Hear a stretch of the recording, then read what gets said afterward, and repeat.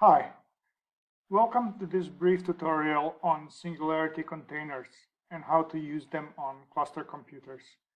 So in this tutorial, I'll show you what is a Singularity container, why do we need it or why do we want to use it, and how do we do that.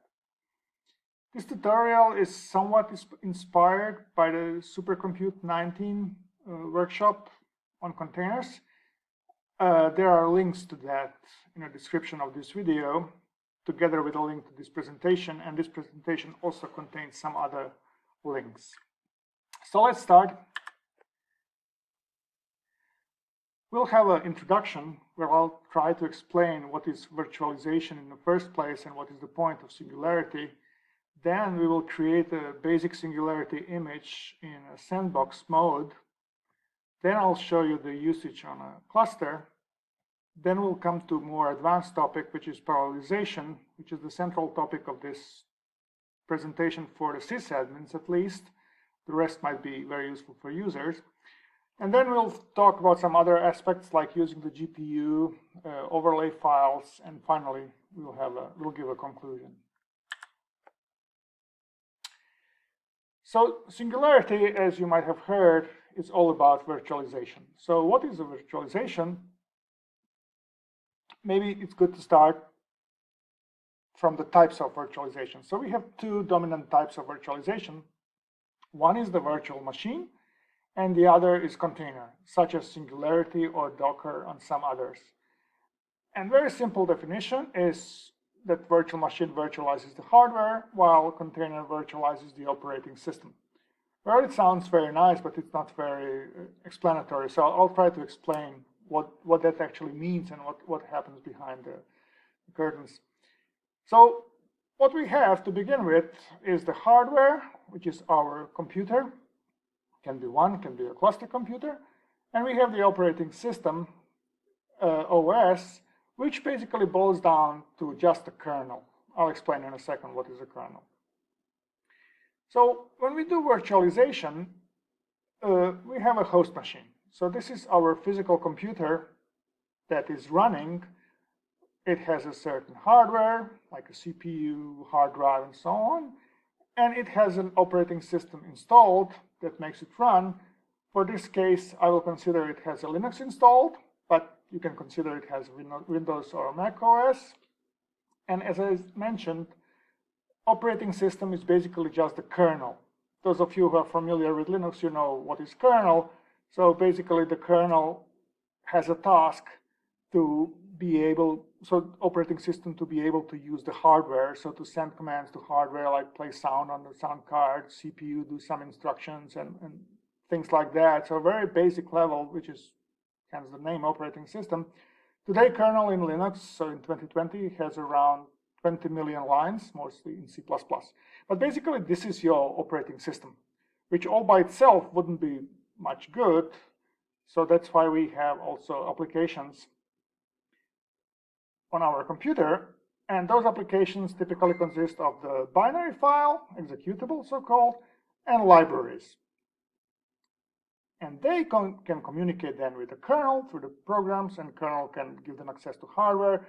And that's how your computer works in general. There is a specific type of libraries, for example, NVIDIA drivers, which then gets compiled as a kernel module, so it basically becomes part of the kernel, but that's irrelevant. So we have some specific libraries that are actually drivers that enable us to access hardware with specific NVIDIA driver. This will be important for the GPU later.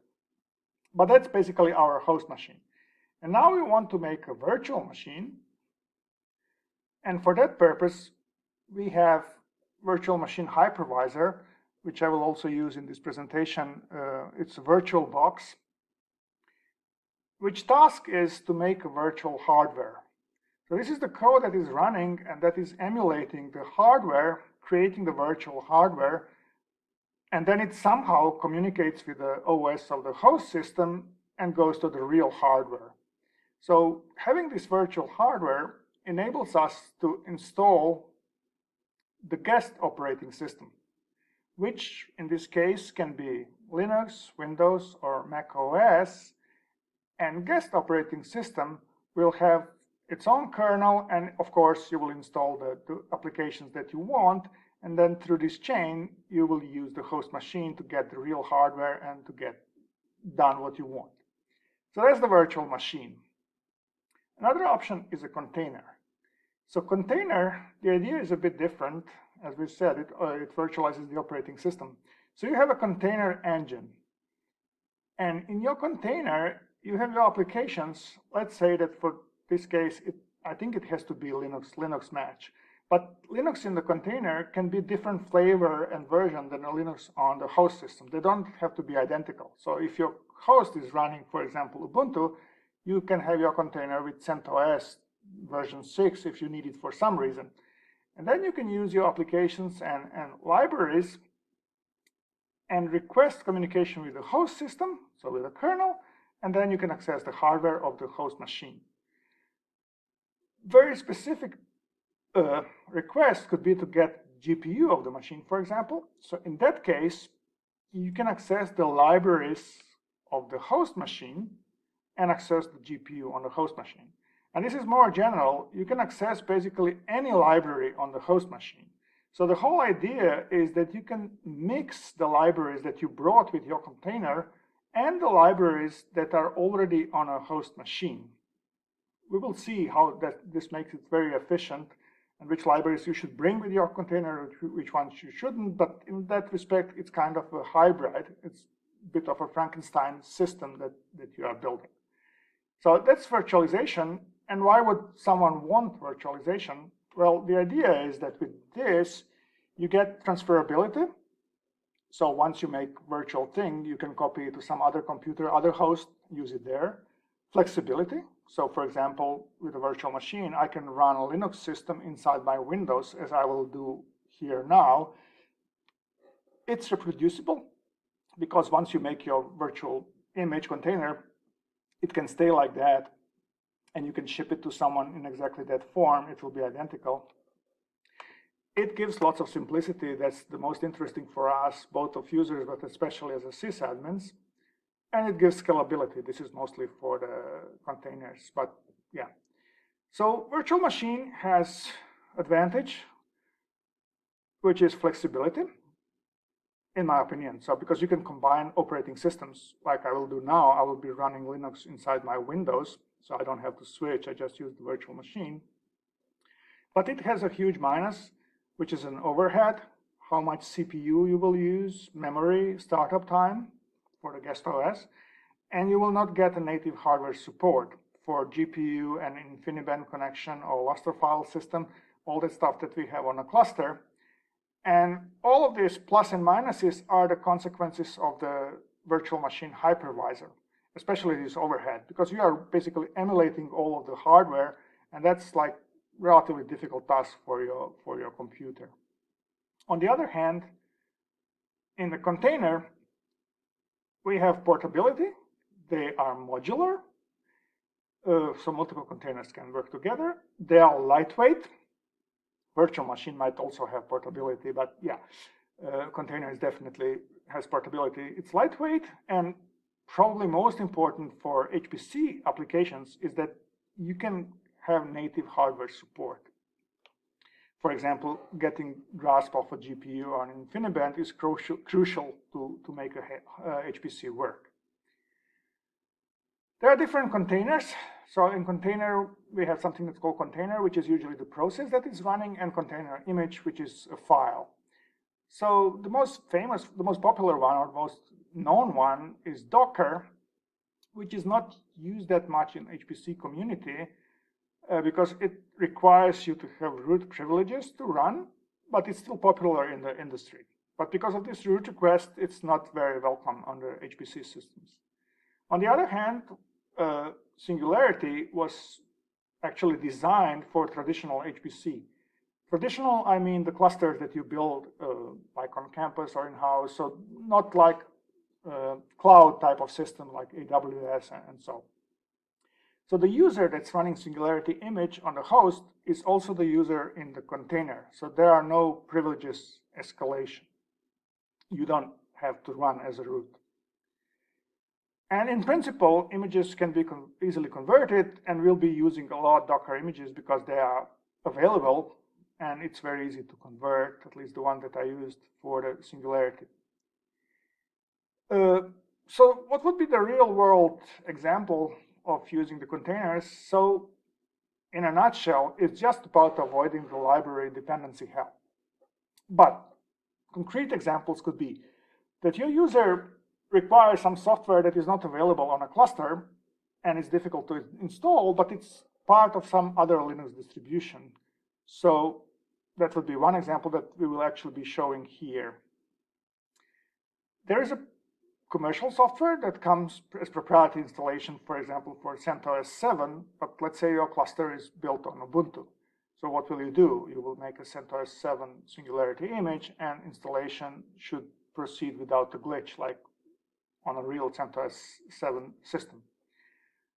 Some scientific software is already coming as a container, and the ones that I've seen, like Transposomy, it comes as a Docker container, but it's very simple to take this container and run it in Singularity. I'll explain in a second.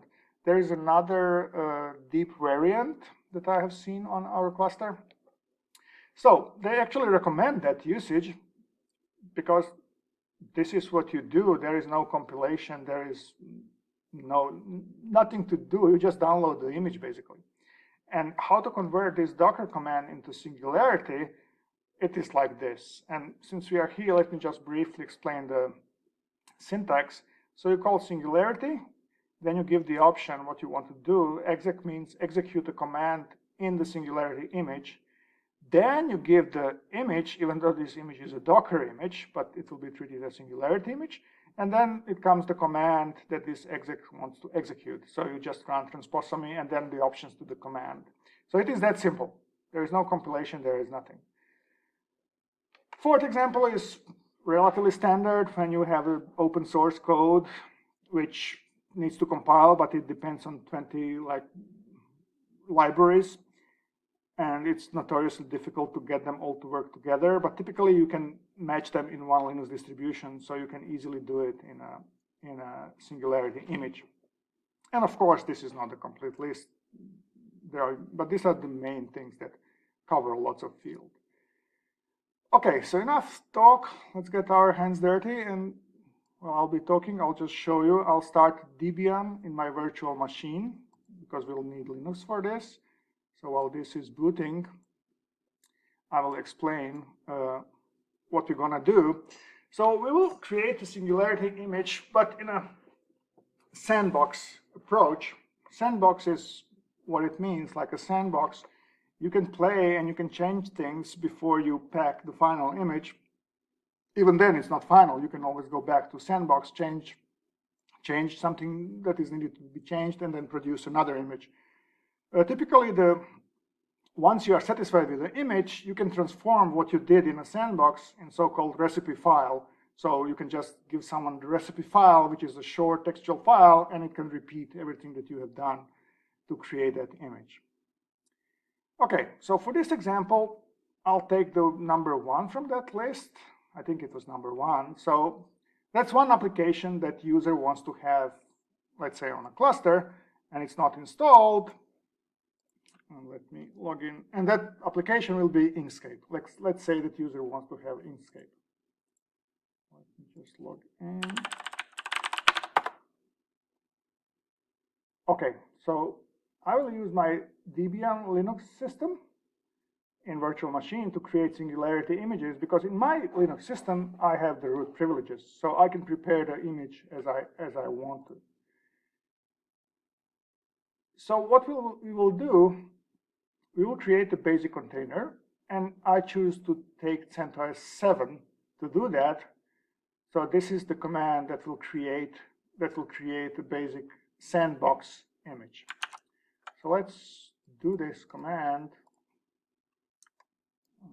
Maybe make a larger font, readable. Now let's try some reasonable name.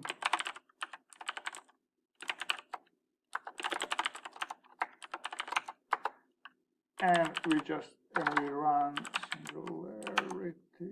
build sandbox. And you see that we already refer to the Docker image. You can find the list of those images, but basic the Linux distributions are typically there. And that's it.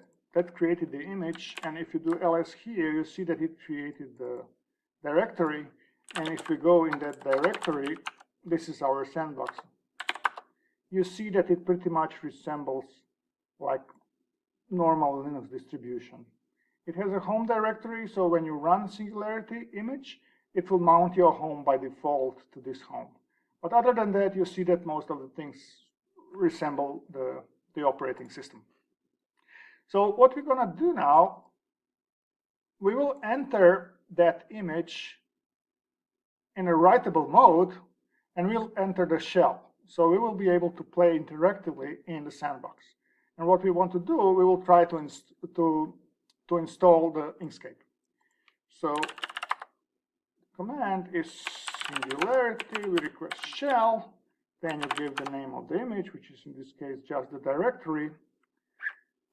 And we are in the image, which is signalized by the Singularity here. And to be sure there is no Inkscape, I will do which Inkscape, and I see there is no even which command. So no worries, we will try yum install which, and then we see that we cannot do that because we are not root. If you check, I'm the user that was the user in my Debian system.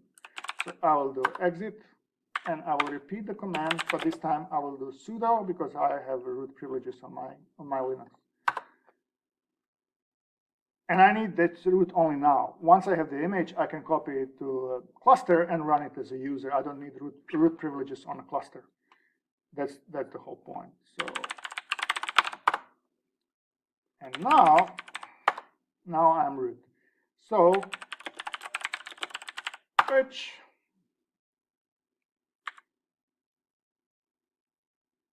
oh yeah, we have to, of course. It has to be writable, otherwise yum will not work. But now it works. It brings us to which command. Yes. And that's it. Now we should have which. And there is no Inkscape. Let's just make sure that we already don't have Inkscape in a host system. Yes, so we don't have it in a host system. And we just do Inkscape. And this is exactly the dependency hell we were talking about. So this is all the dependencies that Inkscape needs, but we are not scared. We have a root. We just say satisfy whatever dependencies there might be. And we don't worry also if we start to experiment and fiddle and we break something, the libraries, it's just a virtual image. We can just erase it and start from scratch. We don't have to worry that we will mess up the host system. So that's the big advantage of the containers.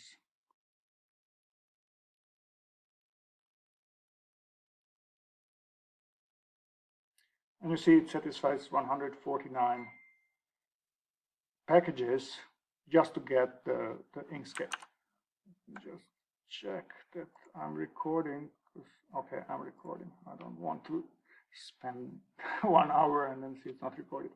And it's installed. Which Inkscape, there should be Inkscape there.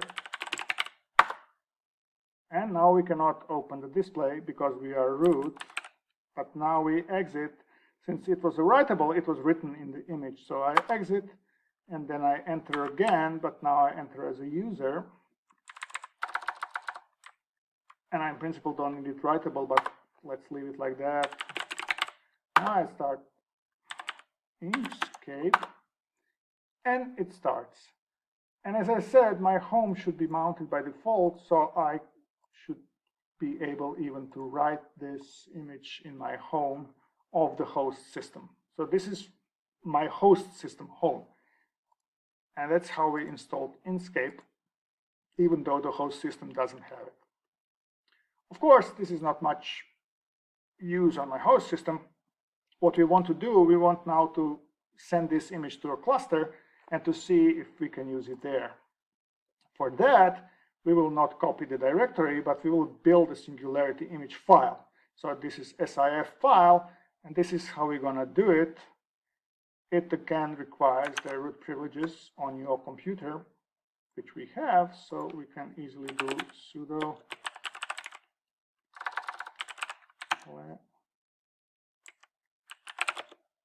build sing. First goes the name, and then the name of the directory with the sandbox.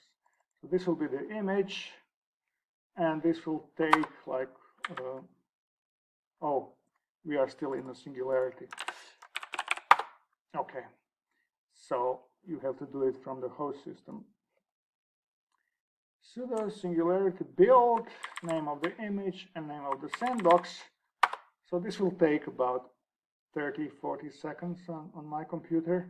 Let's log into the cluster in the meantime. So I'm in my Windows, and to go to cluster, I use the Mpi Xterm.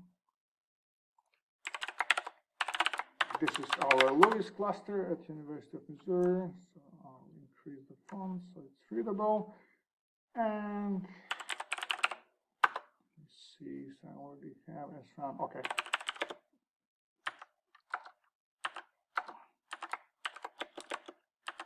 I will request 10 CPUs because we'll later get to the point of MPI, but I'll explicitly request only one node.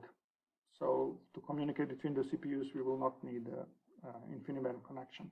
This is not relevant for Inkscape, of course, but for the, okay, we have the working node here, and now image is produced. It's called this, and if we check, it is around 180 megabytes. So yeah, it's kind of big.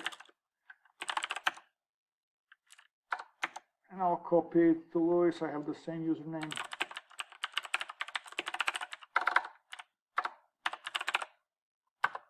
Oh. Okay. Let's see how fast that's good. Now let's make sure there is no Inkscape on a cluster, and our image is arriving. It should be here shortly.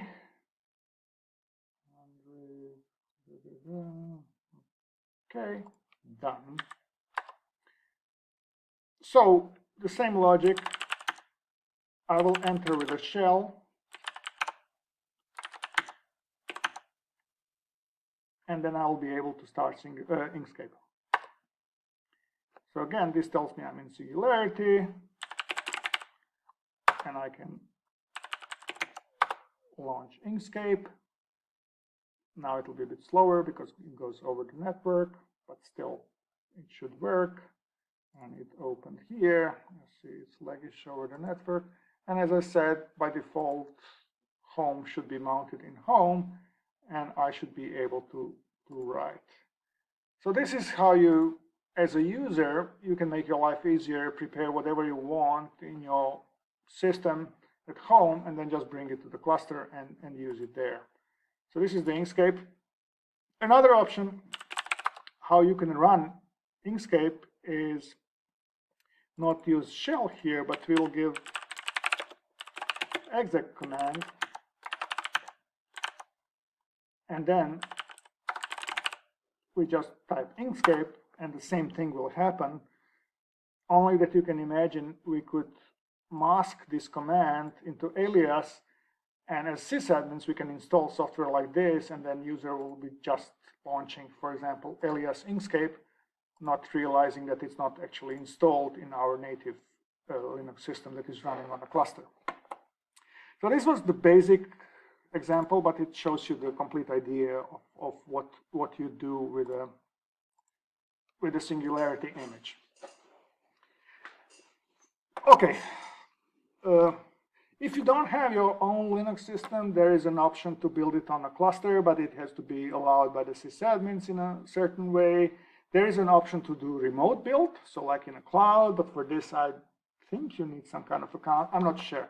But definitely if you can get hold of a Linux system of your own, then you can do your images and install whatever you want. More complex topic is MPI, or parallelization through container. We'll talk about Openmpi, and we specifically wanted to work via InfiniBand.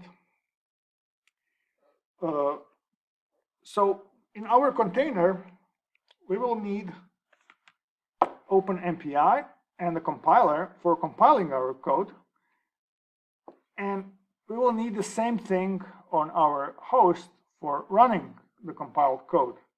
But the trick is they have to match almost exactly. So we need application binary interface matching, which more or less boils down that you need exactly the same option of Openmpi on both places compiled with almost exactly the same options. So already here you see that transferability will suffer because now we have to prepare our container specifically targeted for certain system, for certain cluster. In this case, I will do it for Louis cluster, and I will mostly show how I was fiddling to see which libraries I'll need from where. So it will not be very straightforward like in supercompute lectures where they already prepared everything for you. But I think it will be very instructive to see actually what we are trying to achieve.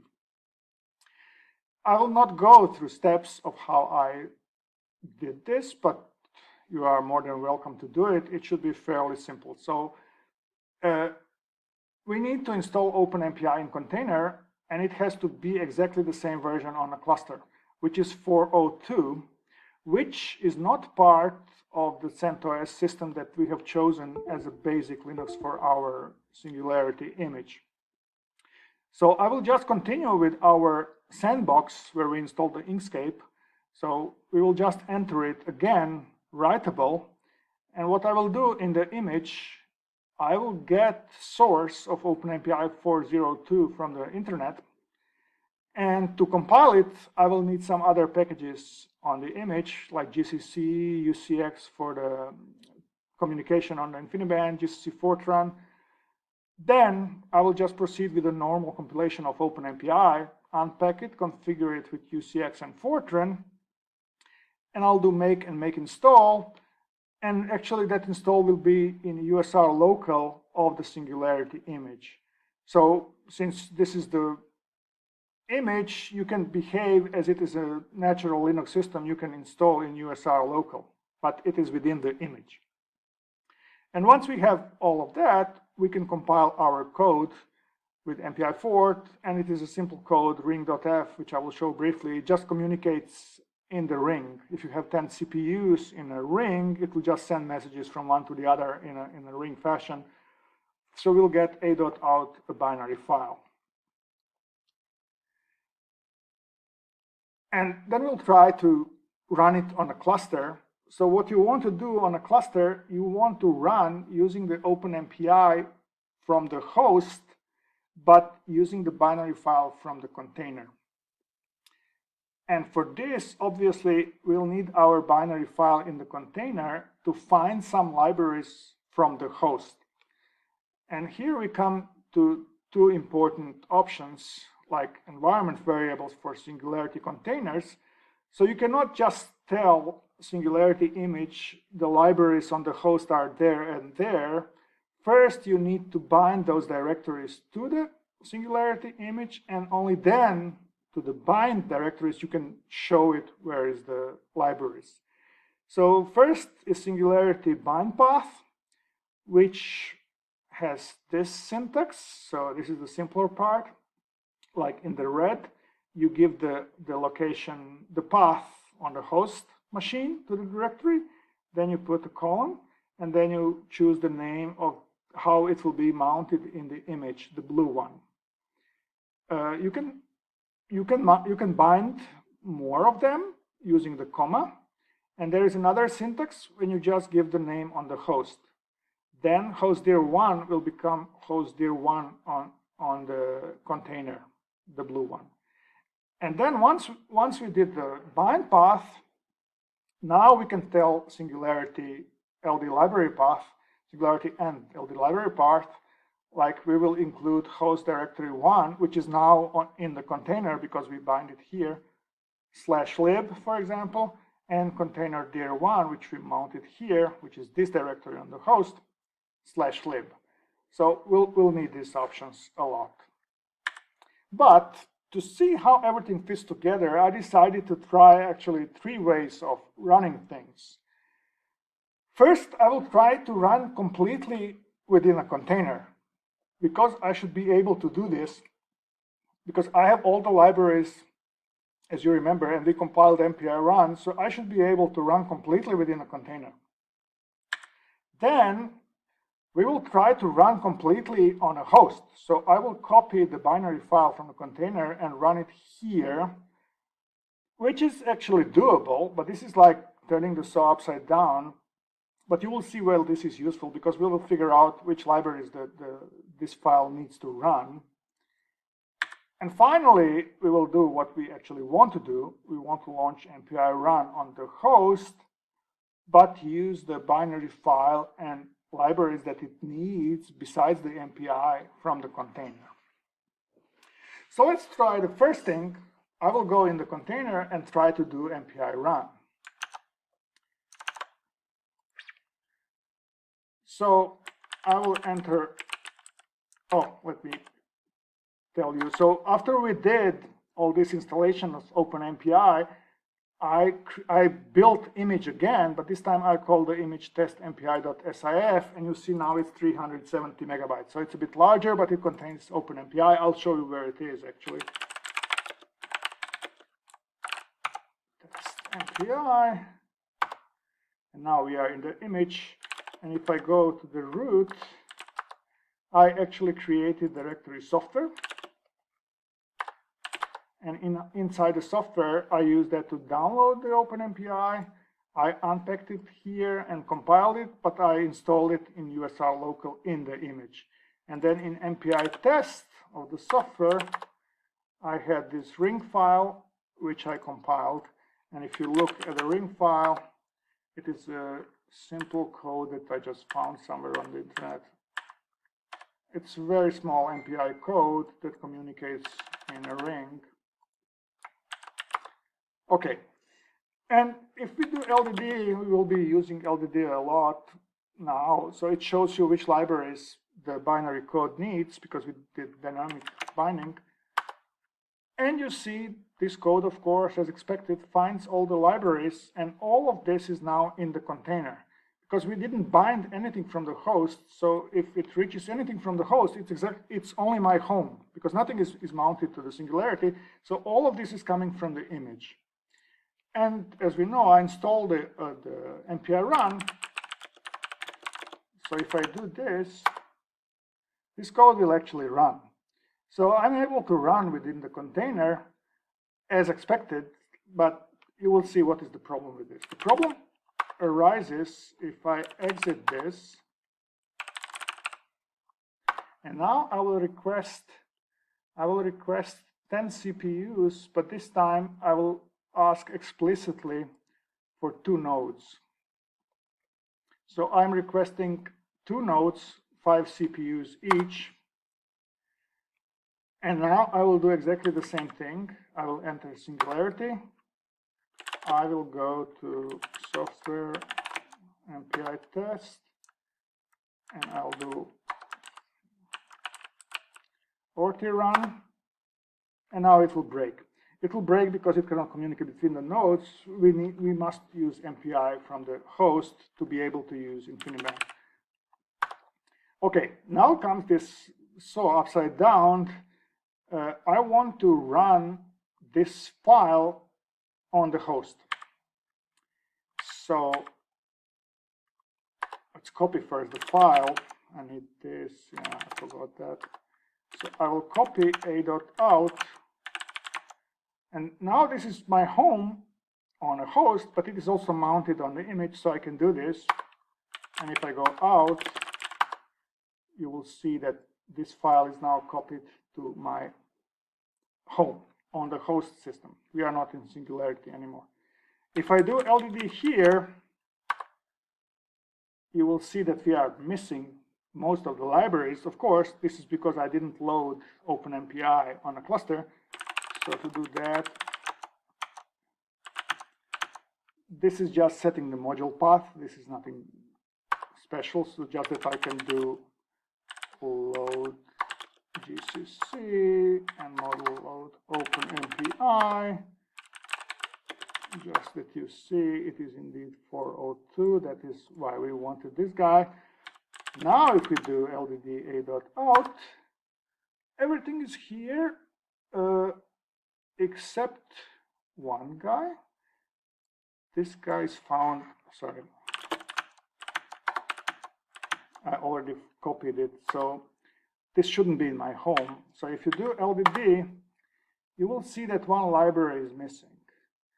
And that's the library that is not available on the host, but it is in the container. So what I will do, I will go in the container and I'll copy that library to my home. To find it, of course, I will do this, and then you see that this library is here. And I will just copy it to my home. Okay. And now LDD a.out has all the dependencies satisfied, and this one we brought from the container. And now you can imagine that my code, this is the simplest code you can imagine, but my code could have required hundreds of different libraries from the dependency hell that now I should be required to copy to the host. So this is not the idea, but in this simple example, I just want to show you that now we can do, indeed, we can run this guy on 10 CPUs. Now it runs really on the host, and it runs over two nodes.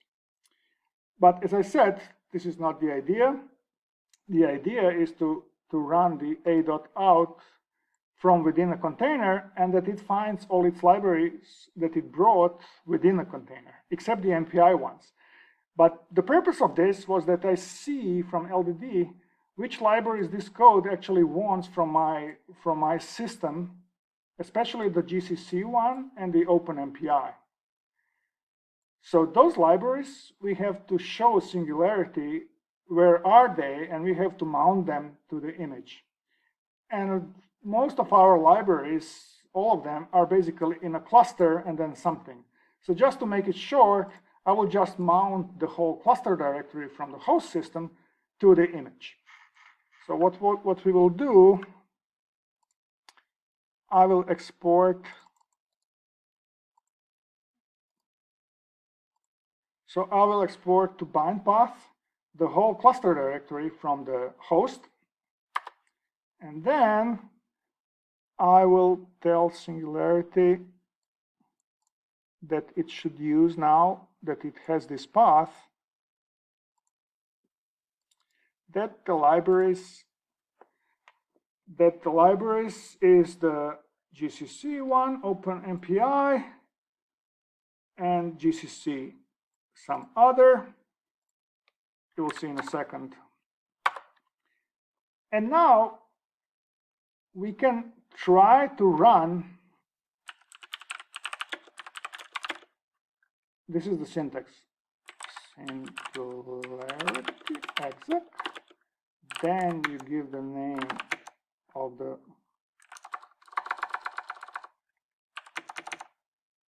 MPI, and then you have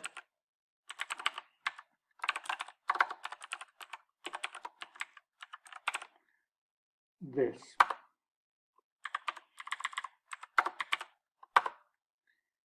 And you see that we are still missing some libraries. In particular, we are missing our Lustre library.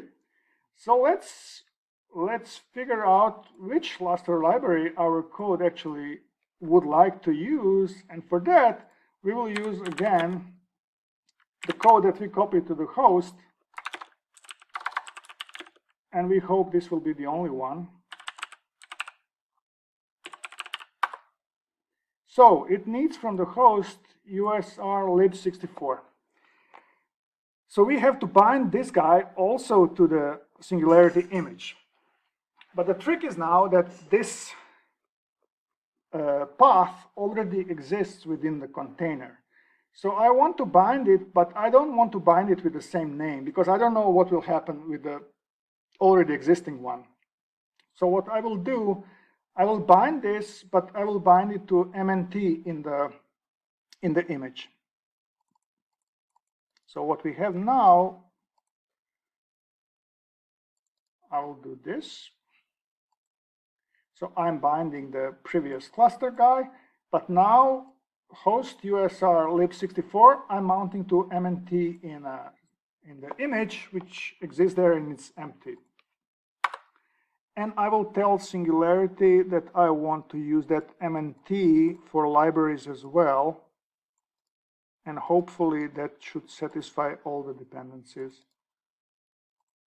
So we have the previous library path for GCC OpenMPI and this, but then we add in the end the MNT, which now brings the USR lib64. And if we ask, if we try to run, now it indeed runs. It runs on 10 CPUs using the MPI from our cluster, but using the a.out from the image. But now the most funny part, which makes all this exercise useful, is if you do Singularity exec, but we will do LDD. So we are executing LDD within the image on this file with all these bindings. And what you will see that now it points to MNT, which we know, and cluster, which we know that we have mounted from the host, but notice that, where is this guy? This guy is from the container. So it's exactly like a negative of what we had in a host system. So this library is now within a container, and as I said, it might have happened that our code needed hundreds of libraries to compile, and we would have all those libraries now in the container. So we wouldn't have to worry. We just have to worry how to match this OpenMPI thing from the host, and to make it run, everything else would be in the container. And that's the basic point of why I did it in this way. So yeah, so we achieved this.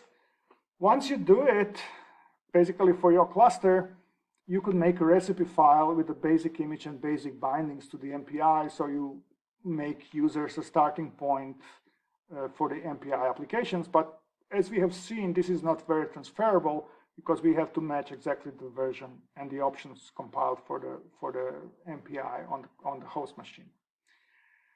And yeah, it's alive. We made this Frankenstein alive because now we are using libraries here and libraries here, and the guy is running from here. So yeah, we made it work, and this is the whole idea. Once we are happy with our image, we can basically, what I did now interactively, all these yum installs and even the configures for the OpenMPI, you can just write it as a recipe file. It's literally like a cooking recipe, and then by running the recipe file, you can create the final Singularity image. So you see how it looks like. It has several options, like this is from what you start with. We started with CentOS 7. This is the example from the internet. They start from Ubuntu, and then after basic Linux, they do apt-get install what they want. Then you set environment, labels, help. Run script is very nice because if you define this, then your image, if you just call the image, which is executable by itself, like local image sif, it will execute this command. And this is basically equivalent to run, so Singularity run image.